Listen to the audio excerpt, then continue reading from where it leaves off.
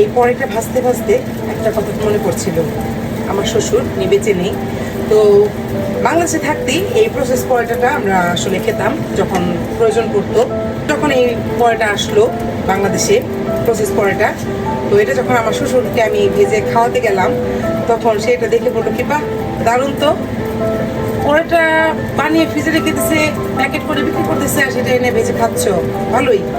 তো 2 দিন পরে মনে হয় এরকম একটা দিন আসবো যখন নাকি বাজারে যাবা, দেখবা সবজি টবজি সব কাটা, সব রেডি করা, আর তোমরা শুধু বাসায় আনবা, রান্না করবা আর খাবা, এরকম দিনে চলে আসবো।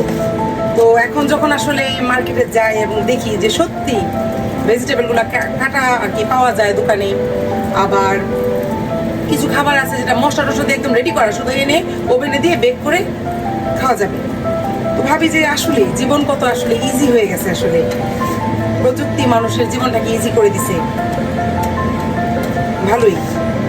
তবে সংবিধিবদ্ধ সতর্কীকরণ যে প্রসেস খাবার কিন্তু কখনোই ভালো নয়।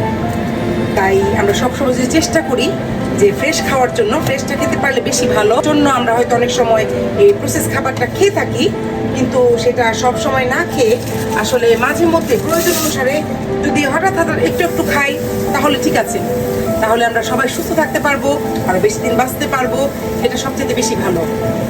ধন্যবাদ সবাইকে।